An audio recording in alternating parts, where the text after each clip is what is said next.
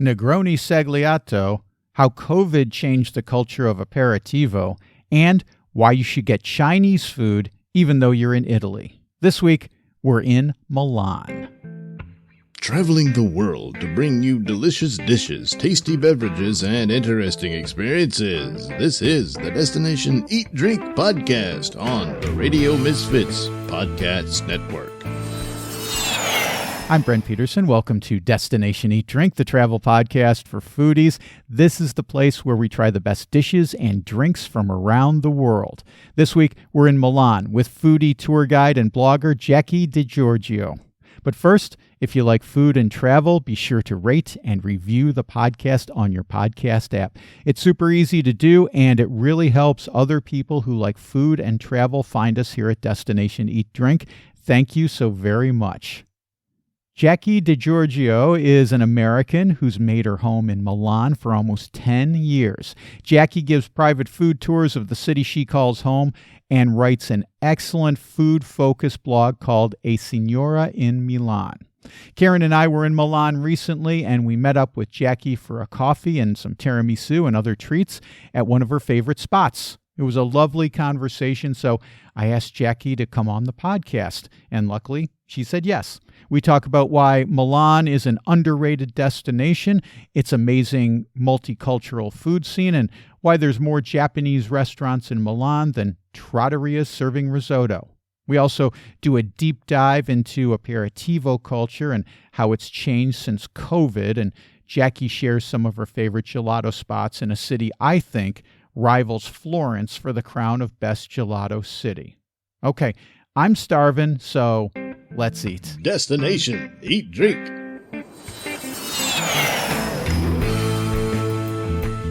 Jackie DeGiorgio, thank you so much for being on Destination Eat Drink. It's great to get to talk to you, and I'm happy to have you on the show. Thank you so much for having me, Brent. I'm so pleased to be here. You're originally from New York, and you moved to Italy about a decade ago or so, and you didn't initially land in Milan. What made you ultimately choose to live in Milan as you've done for so many years now? So I originally moved to Rome. The reason being, Rome it was a city of my dreams. I loved traveling there. I loved visiting there when I lived in New York. And I had a lot of friends there as well. And I just thought it would be nice to go to a place where I had friends, where I had a community already. And I still love Rome. It's still a city of my heart.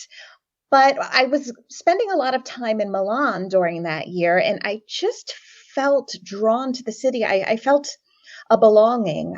I think it's a little more fast-paced. It's much more cosmopolitan than Rome. And having come to Italy, having lived and worked in New York for almost 10 years with a background in business communication, PR, and events, I felt like Milan was a little more my pace. So I felt compelled to move there after the year in Rome. And I still love Rome. I don't mean any disrespect to Rome, but Milan is just more of my vibe. Yeah, when a city speaks to you, that's where you ought to be. When we moved to Portugal, we first came in, we'd been to Portugal before, but when we came here, we decided to move to this city called Setúbal, and Karen and I weren't sure. We said, well, maybe, but you know what?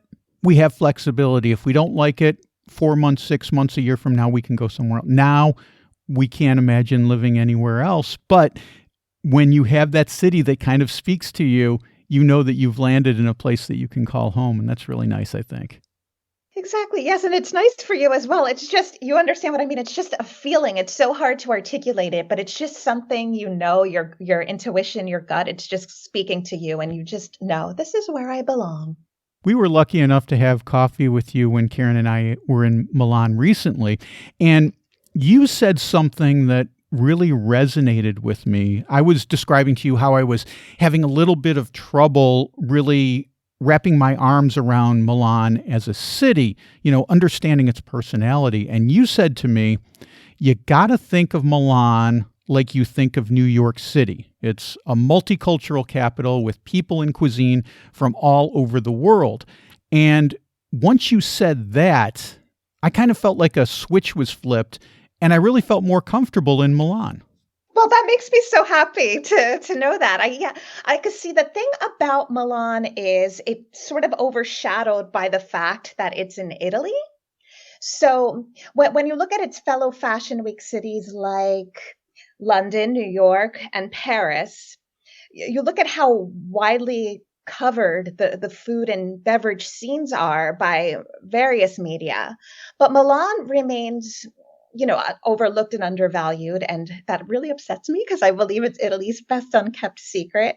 But I think the reason why is because it doesn't fit the mold for most people's preconceived ideas of Italy. And you can't think about it as Italy, because if you are going to Paris, if you're going to New York, if you're going to London, you're saying, I'm going to London, I'm going to the city. You're not really saying I'm going to France, I'm going to the UK. And I think that's how more people have to think about Milan, and just stop thinking about it as Italy, because it's a multicultural international city, like you had mentioned. And a lot of people say it's more European than Italy. It's like people say it's the southernmost city in Northern Europe. That's a cool saying. I like that. Well, let's talk, this is a food podcast. So let's talk a little bit about some of that cuisine that has made its way to Milan from other corners of the world. We had an experience where one of our waiters, we struck up a conversation with him, and he told us that his girlfriend was Filipino. And I said, is there, this is when we had first arrived, I said, is there a large Filipino community in Milan? I didn't know. And he said, oh yeah, there's a lot. So I looked it up. 40,000 Filipino live in Milan. And then we ran across a church service. We were just walking by this church, and it was all Filipino people coming out from the service. So that's one big ethnic community that's there. I got to imagine they've got some great Filipino restaurants. But talk to me about some of the other influences, or maybe the Filipino influence, whatever you want to talk about, Jackie. Well, I know in terms of the international influences, one of the biggest communities is the Chinese community in Milan. And I know when people think of the Chinese in Milan, they're so quick to think of Florence and Prati, which is outside of Florence. But Milan has one of the oldest, if not the oldest, population in Italy. It dates back to the early 20th century, and some even say even earlier than that, the late 19th century. And what's so interesting about that is that it predates the revolution. So when they arrived here, among other businesses, they started with food, which is what a lot of immigrants do. And we have this vibrant Chinatown with amazing restaurants. But all of the excellent Chinese restaurants aren't solely limited to Chinatown.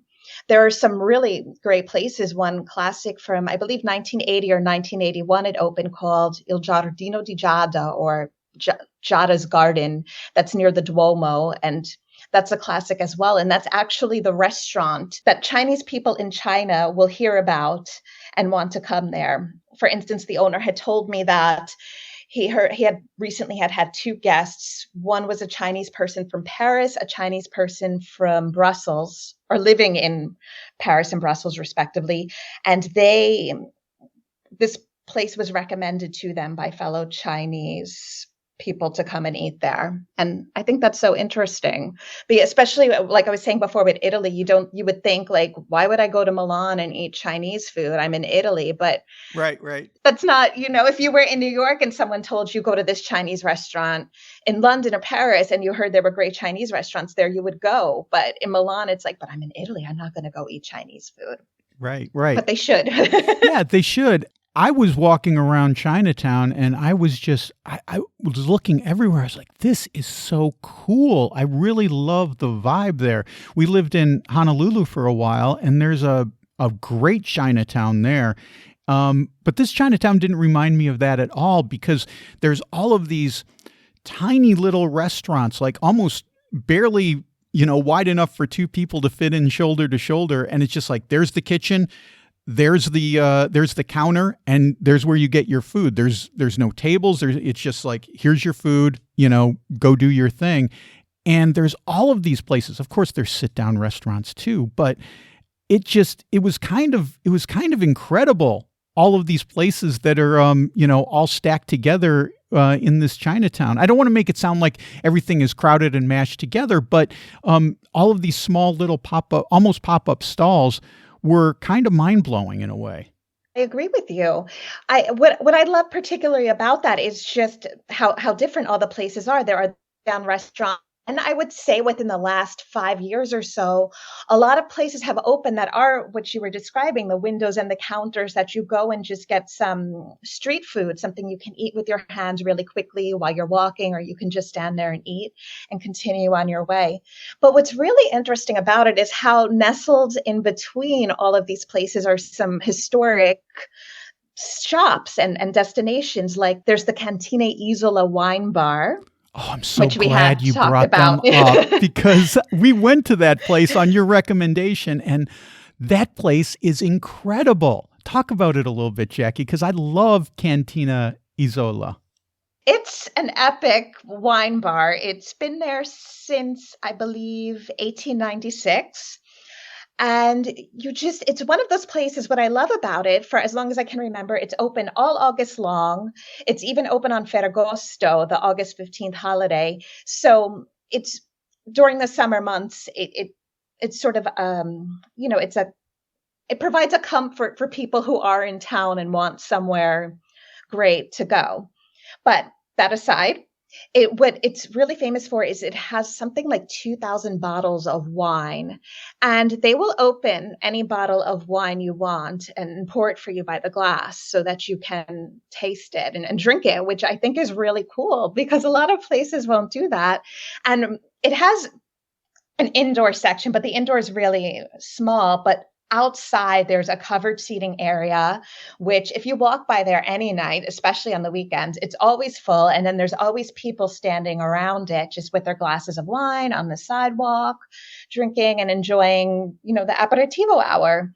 And also, if you get hungry, what you can do is you can go across the street, across Via Paolo Sarpi to La Ravoleria di Sarpi, which is a dumpling place that opened, I want to say in maybe like 2017, but around then.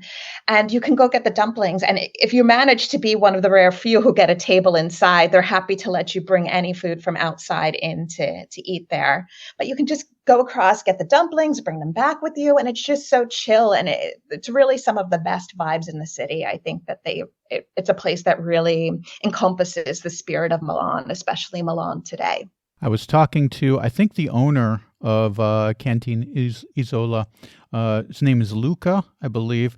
And he was enjoying lunch, and he had helped us before. And I said, "Oh, man, what you're eating, that looks amazing, those tomatoes." And, I wasn't trying to mac on his lunch, but the next thing I know, he serves us a little crostini with fresh sliced tomatoes, olive oil, and salt on it. And I was like, these are some of the best tomatoes I've tasted in my life. I was just loving the hospitality that we felt when we went there. It was a great spot. And I understand they've got a really nice aperitivo. We were a little bit early for aperitivo, but I understand they've got a nice aperitivo there as well. And we should talk about aperitivo, I think. Yes. First of all, for folks who don't know, I think if you've been to Italy, you know what aperitivo is, but talk about the importance of it when it comes to Milan and food culture, because it's kind of a different thing there, right? Yes. So Milan is where the idea of drinking something bitter before your meal is something that goes as far back to the ancient Romans. So that's a tradition that's been carried on throughout the centuries. The aperitivo itself originated in Piedmont when Antonio Benedetto Carpano created the first vermouth in 1786. And that's sort of where the ideas that planted the seed for a lot of other sort of, he wasn't quite a mixologist, but more of like a liquorist is a word that people use sometimes. Okay. That it prompted a lot of other people to create their own drinks. So that was sort of what, spearheaded the aperitivo. But in Milan, I believe it was the 90s, the idea of I believe when a lot of people think of the Italian aperitivo, the idea of a big buffet spread comes to mind. And you Right. go and you just fill up your plate with food. So the idea, whenever you have an aperitivo in Italy, even if you weren't at a place that's having a big buffet, you will always get something to eat, because the idea is that food and alcohol should be paired, so that obviously so you don't get drunk. And the idea of the aperitivo is just to open up your stomach and have something before dinner, so you really don't want to fill up during dinner. But then the sort of buffet craze began in Milan in the 90s, and it sort of took things to a whole new level. And there was a huge, it brings the question of quality into play, especially before COVID. Especially, you would go to any of these places where you were having the aperitivo, you pay €8 for a drink, and then this massive, bountiful buffet is at your disposal, and you can pick and choose from meats and crostone, focaccia, fried foods like the olive ascolane, the fried olives from the Marche that are stuffed with meat, arancini, and this and that. But the thing you have to keep in mind is that if you're paying €8 for a drink and getting all of this food, it's probably not the highest quality. Yes. Yeah. So then when COVID happened, a lot of these places, in the interest of health and keeping the spacing and the social distancing, instead of putting out the buffet, they bring the food to you. And they just give you a big plate for the table, and that's pretty much all you would get with your drink. And they started limiting the what you receive. But at the same time, I don't think a lot of these places raise the quality of the food. But there are some places where you can, going back to this idea of the cocktails here in Milan, I noticed, especially during COVID and even now, that the aperitivo culture of the city started to shift, especially towards natural wine. And a lot of these natural wine bars opened where you go, you get a bottle of wine. You don't get free food, but you order your food and you pay for your food, and that's your aperitivo. And a lot of people have been going in that direction, the Milanese especially, because they're really concerned with quality and are starting to consider quality, not only of what they're drinking, but of what they're eating as well. And especially if you're drinking a nice wine, you should have nice food to go along with it. Absolutely. Do you have a place or two, like if you were going out with friends for an aperitivo, where would you go in Milan? So I absolutely love Barbasso, which it's actually pretty close to where I live. That's the place where the Negroni Sbagliato was created in 1972. And the story with that drink is, it says that the owner accidentally poured Prosecco in the Negroni, which a Negroni, it's equal parts gin, Campari, and vermouth, but that he accidentally poured Prosecco in place of gin, and then the drink was born. But recently it's been said, and I've heard this in years before from some people in the beverage industry, but the owner has recently confirmed that his father made it on purpose because more women were coming out to drink. But I think that's a great, it was lighter. And I think that's just a great place to go. And you have to book. I would say make a reservation. And if you can get a table outside in the ideal weather, do so, and just go get the Negroni Sbagliato, the big one, the grande, and they bring you, some chips and crostone and other little bites to eat. And I think that's just a lovely place to experience the spirit of Milan. You have people from all different walks of life there. There's, the old timers who've been going there for years. And it's also really trendy with the fashion and design week crowds. Like during design week, it is like the busiest place in town. And then, there's, locals go there, tourists. It's a really nice mix of people that I think really captures the spirit of the city. And for another place, I think that is great. If you wanted another recommendation, I love Rita on the Navigli. It opened 21 years ago, and it's a really great place because the Navigli has a reputation as, everyone goes there to drink, and there are a lot of poor quality places there where you have the watered down spritzes and whatnot, and the food isn't of quality. But if you go to Rita, it's a place that never did a buffet. They always brought you the food, and it's really withstood the test of time. It was in the Navigli before it was cool, and it's located on a bit of a side street that you actually you have to go there to reach it. It's not a place you're going to pass by, and it's just an epic classic institution, or more of a modern classic, I would say. And I would highly recommend that place for an aperitivo. I like the Navigli neighborhood, but man, it gets crowded with tourists. And I had the same observation. I'm glad you confirmed it. That it looked like there were a lot of tourist places that were kind of tourist traps. We had a very nice aperitivo at Ugo. I don't know if you like that place or you don't. I hope you don't dislike it, because I thought it was good.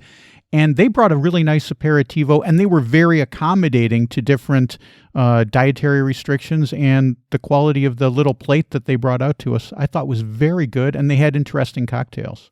I agree with you. I think that is another nice place to drink around there. It's one of the rare few that you will have a quality aperitivo. So I'm glad you went there and that you liked it. Let's shift gears to gelato, because I absolutely love the gelato shops in Milan. And I didn't know what to expect, but I guess I shouldn't be surprised. But man, it's not like you have to go searching out good gelato. Of course, there's mediocre gelato places too, but there are many, many really, really good gelato places in Milan. And I was like thinking to myself, man, Milan is rivaling Florence for crown of best gelato city in Italy. What are some of your favorite gelato shops and places to go to get a good cone in Milan? Yes, I agree with you. There are so many wonderful places for gelato in Milan, and there's not a lot of tourist traps, believe it or not. I think you will find more of those towards the center, where the gelato is just unnaturally colored and piled high and glossy and stiff. And when you see that, that's the number one red flag. But in Milan, I feel like every place is focused on quality. And every time a new place opens, I go there and I sort of go through the checklist in my head of what makes good gelato. And I'm like, natural colors. It's not super puffy. It's not glossy. And and it seems like every place that opens nowadays is adhering to the philosophy of good and quality gelato. So I would highly recommend Artico. The owner, Maurizio Poloni, has been making gelato since 1981, and he opened Artico in Isola in 2012, and he actually has a gelato school where a lot of the great gelato makers in the city have honed their talent, such as at Latte Neve, which is in the Navigli as well. That's another great spot to grab gelato. I also love Gelato Giusto, which is kind of not far from where I live, around the Porta Venezia area. Vittoria Bortolazzo is the owner, and she trained at Le Cordon Bleu in London. She got the pastry certificate there. So she really does this. She likes to call it like a high pastry inspired gelato, and it's always exceptional, and it's never too sweet or cloying. And I just love that. And I love going there in September, and because she does this excellent Concord grape gelato that I always just get completely on its own without mixing it with other flavors. Awesome. You said, away from the center of Milan. I think this is kind of a neighborhood place because it's not near any tourist attractions, at least none that I saw. Was this place called Gelateria Paganelli.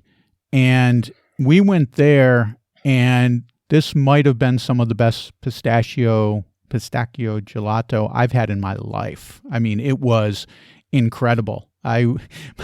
Karen was filming me for a video, and I think my knees were melting as I was eating it. It was so good.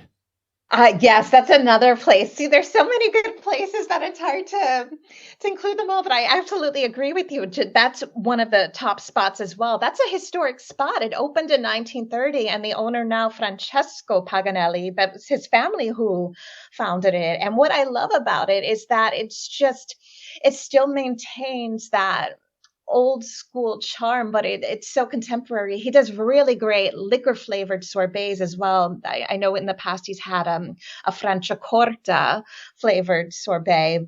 It's the sparkling wine made using the classic method in Lombardia. It's about an hour outside of Milan. And yes, the pistachio is insanely delicious there too. That's such a great spot. Oh. Speaking of liquor flavored, we went to a gelato spot called, I think it was called, well, on the awning it said something like champagne and gelato or gelato and champagne, but I think the place is called Cerdini. They have champagne infused sorbetto, and I thought it was outstanding because we had the pear, and then Karen got the plum. And it was obvious to me that they were using fresh fruit in there. And I thought it was outstanding. I really, really liked it a lot. It's kind of in a strip mall or something, but I thought the quality was excellent. I really, really liked that place too. Have you been there? I have not been there. I have heard of it, and I do need to go check that out. All right. Well, if you give it the Jackie seal of approval, let me know. And, I will. I'm sure it's just as good as you're saying it is. So I will let you know as soon as I go there. I'll send you a picture. Awesome. So, you were saying how difficult it is to kind of define Milan as an Italian city, because it has such an international vibe. But I just interviewed a lady, Anya. She's originally Russian. She's now a New Yorker, and she's a culinary writer. And she's been writing for decades now. She came to the U.S. as a child from Russia. She's got 3 James Beard Awards, and she recently wrote a book called National Dish. And she examined national dishes in 7 different countries. And we talked about various countries. But of course, when it comes to Italy, she chose pizza as the national dish. But it gets me to thinking, because this is kind of what I do when I travel. I'm like, what is the national dish for this city? Or what is the city dish, if you want to call it that? What is the signature dish for a city? And I'm just curious, do you think there is such a thing when it comes to Milan? Is there a signature or a classic dish that we need to get when we come there?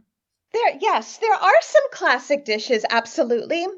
I would say, I think one of the most popular is the risotto alla Milanese, or the Milanese risotto, and traditionally it's made with saffron, which gives it that distinct gold color. There's also traditionally beef broth in it as well, and bone marrow. But I discussed this actually in an episode of my podcast with Cesare Battisti, who's the chef of Ratana, and Gabriele Zanata. He's a journalist. They wrote a book together called Contemporary Milanese Cooking. And they talk about how traditionally Milanese food is so heavy. So a lot of dishes these days are adopted to contemporary palates. So with the risotto, for instance, maybe like Cesare, for instance, he starts his with olive oil instead of butter, which is the traditional way to start a risotto. There, when you look at dishes like the Milanese veal cutlet or the costoletta alla Milanese as well, that's another heavy dish that's usually fried in, traditionally, for that to be a true costoletta, it has to be fried in clarified butter. There's the ossobuco alla Milanese, which are the braised veal shanks, and they're often served alongside the risotto. There's a dish, the busecca alla Milanese, or the tripe as well. And so these are signature dishes of the city, but you're not going to find them at every place you go to, there's probably more Japanese restaurants in Milan than there are trattorias serving all of these dishes. And I think it has to, again, this has to do with contemporary palates and how the food is really heavy, but also it's such an international city as well that people's tastes are different. Like there's a lot of, you can go if there's vegans or whatnot as well coming to the city, and they're not going to be able to eat these dishes. Brings up an interesting point. What about vegan and vegetarian friends who are coming to Milan? I'm sure there's plenty of pasta dishes to choose from, but where would you steer them if they come to visit you, Jackie, and they say, well, where are we going to go? I'm not going to eat veal. I'm not going to eat bone shank. I'm not going to eat bone marrow. Where should we go? Well, what I love about Milan is that so many places are flexible. So if you let them know, especially ahead of time, that there are dietary restrictions, like at Ratana, if you're vegetarian, they can make you a risotto alla Milanese with vegetable broth instead of the meat stock, which is nice. There's a nice restaurant along the Navigli called 28 Posti, or 28 Places, and they always have, it's not strictly vegetarian, but there's always a large selection of vegetarian and even vegan dishes on the menu there. And another great spot to go is Gioia, which is the first vegetarian Michelin-starred restaurant in Europe. A Pasta Madre in Porta Romana, that is a great restaurant as well, and you'll always be able to find something meat-free there as well. There's one restaurant that's really interesting. It's called Tripa, which means tripe in Italian, but the word also has a double meaning, and it can dub as when you're describing something that has a lot of substance. And it started when he opened the restaurant, the chef Diego Rossi and his business partner Pietro Caroli. The signature dishes were the vitello tonato, or the veal with the tuna sauce, the fried tripe, and the bone marrow. But they recently decided to take the restaurant in a new direction and instead of meat being a starring role on the menu, they are giving it more of a supporting role in some of the dishes. So, like, for instance, one dish that I had there that really reflects this was there was grilled eggplant with just a thin layer of lard on top of it, and it was served over the salsa verde, or the green sauce that's traditionally served with meat dishes. And it was incredible because the eggplant had such a meaty texture. I think it's interesting that this restaurant that was founded on this idea and became so popular for its meat dishes, which they still have, those 3 dishes aren't going anywhere, have decided to put meat on the back burner and give it a smaller role on the plate. But that being said, you can still also let them know of your preferences, and they will remove any meat objects or meat items from the dishes you order if that's your preference or restriction. Well, these are all fantastic insights into your adopted city of Milan, Jackie. I'm so glad we got to talk about this for the podcast, because we had such an interesting conversation when I was in Milan. But I've got some more stuff I'd like to talk to you about Milan, and I'm wondering if maybe we can have you come back next week and we can talk about coffee culture and talk about pastries and some other fun stuff to do in Milan. Would you come back and visit us next week? Absolutely. It would be my pleasure. Thank you so much. Okay. That's Jackie DeGiorgio. What a bright and charming person she is. So glad she agreed to come back next week. You can find Jackie at asignorainmilan.com. I've also got a link to her site where you can find out more about her private food tours in the show notes. Get that at radiomisfits.com/DED251. And there's links to all the great places Jackie recommended as well. That's it for this week. Like I said, next week it's more Milan with Jackie, including brioche with caramel lime filling, local wine, and quick espresso versus specialty coffee. Until then, get over to destinationeatdrink.com. It's open for business 24/7. You can sign up for the monthly Destination Eat Drink newsletter while you're there. There's also a new story I just wrote there about the National Tile Museum in Lisbon. It's a place a lot of visitors overlook because it's not right in the center of the tourist attractions of Lisbon, but it's well worth a visit. You can read about it at destinationeatdrink.com/blog. There's also some nice pictures there too. And I posted a video about 4 great neighborhood bars in my city of Setúbal, Portugal. It's very nice.